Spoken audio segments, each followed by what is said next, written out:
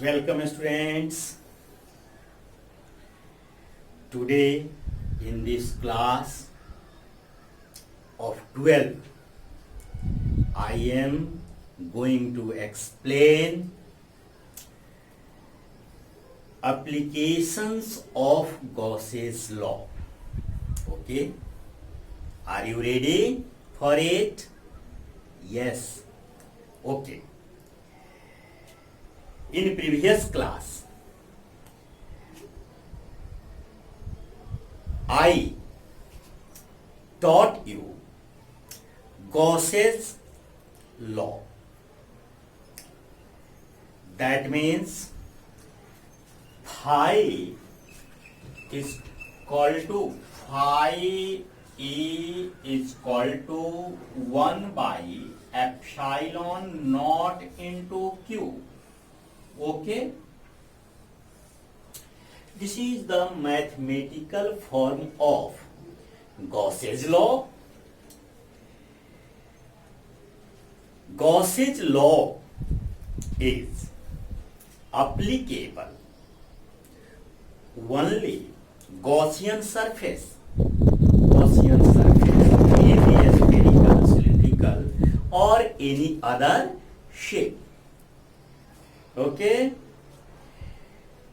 and the applications of Gauss's law means to obtain an easy method to find the electric field. For example, expression of electric field due to infinite long thin charged uniform rod. It is the first application of Gauss's law, which we defined. How we find the electric field due to the infinite thin long charge? Similarly, second applications of Gauss's law is to find the electric field due to the uniformly thin charge sheet. And third application is to find the expression of electric field due to the thin spherical shell.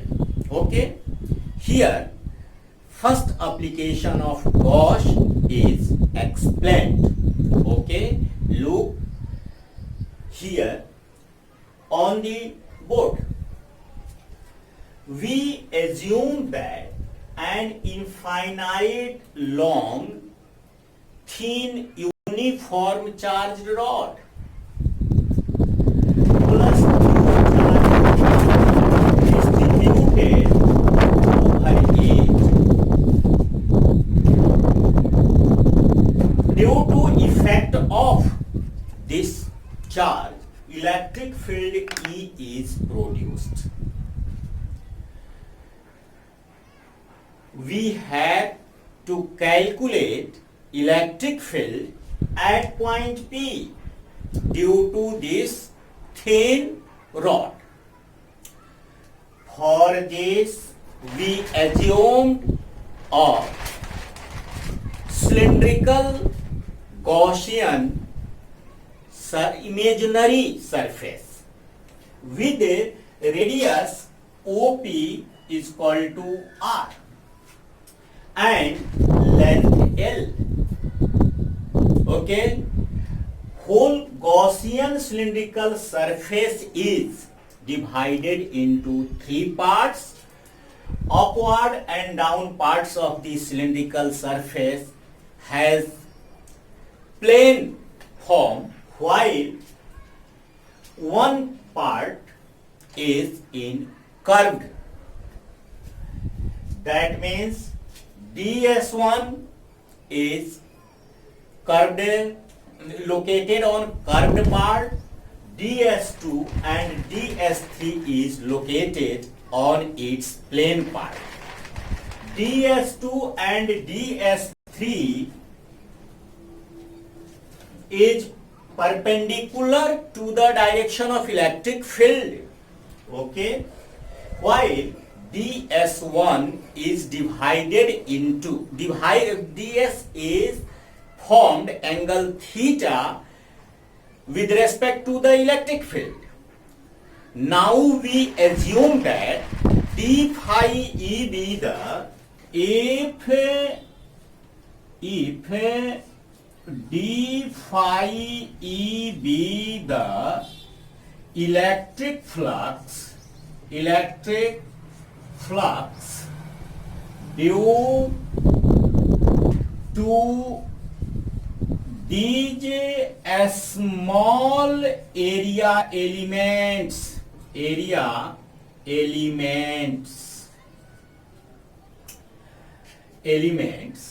That means, look here, DS1, DS2 and DS3. So from the definition of electric flux, d phi e is equal to E dot DS1 plus A dot DS2 plus A dot DS3. Okay. We assume that DS1 formed angle theta with respect to the electric field. That means here formula of dot products is applied. That implies d phi e is equal to E ds1 cos theta plus E ds2 cos 90 degree plus A ds3 cos 90 degree, because ds2 is perpendicularly upward with respect to the electric field, while ds3 is perpendicularly downward with respect to the electric field. Okay. How much the value of cos 90 degree? Speak out. 0. Okay. That implies d phi e is equal to A ds1 cos theta plus 0 because the value of cos 90 is 0 and this term becomes 0, also this term becomes 0. Now we assume that if the direction of both electric field and a small area element ds1 is same, then theta will be equal to 0. If the direction of both E and ds1 is same, then theta is equal to 0 degree.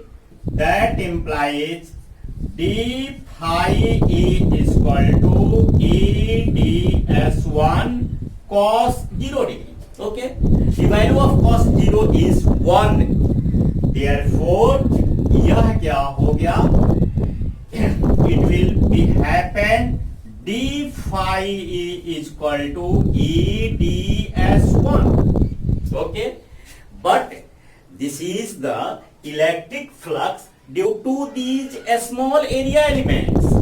We have to find electric flux. We have to find electric flux due to the whole cylindrical surface. So we integrate it. Like, therefore total electric flux due to the whole Gaussian cylindrical surface.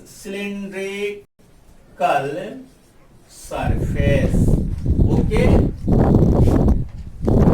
For it we have integrated this equation both sides. That implies integration E into ds1. Therefore, integration cancelled the differentiation and it will be equal to phi E. Here E is constant and it comes out from the sign of integration and written as, okay, now it will be equal to, look here on the board. Do you know what is the surface area of cylinder?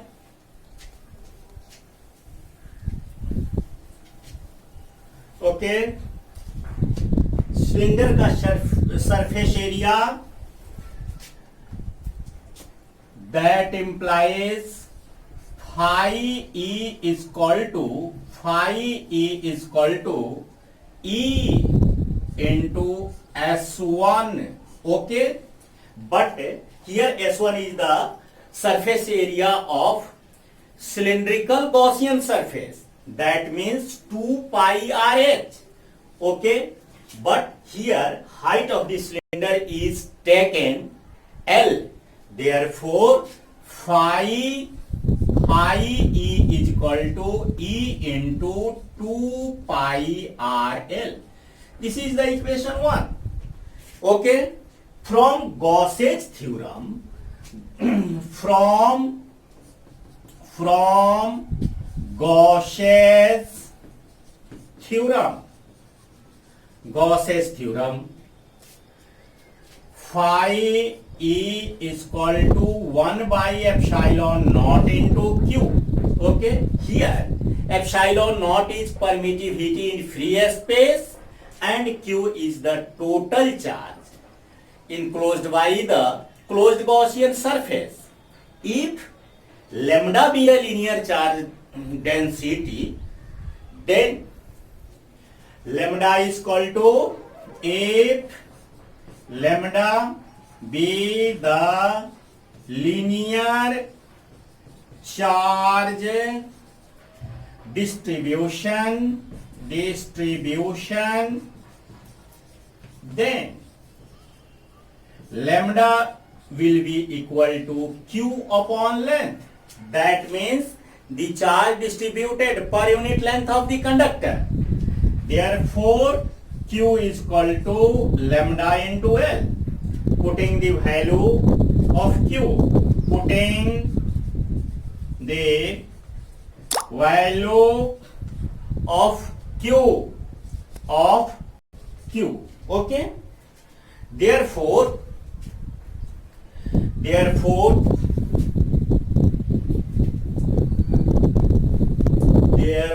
phi is equal to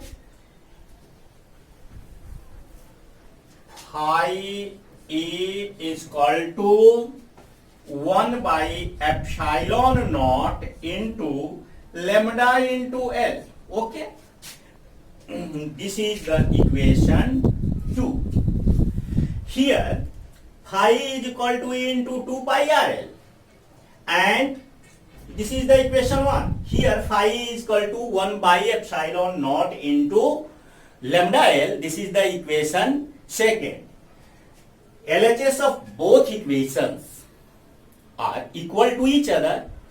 Hence, from 1 and 2 we have, okay, E into 2 pi RL is equal to 1 by epsilon naught lambda into L.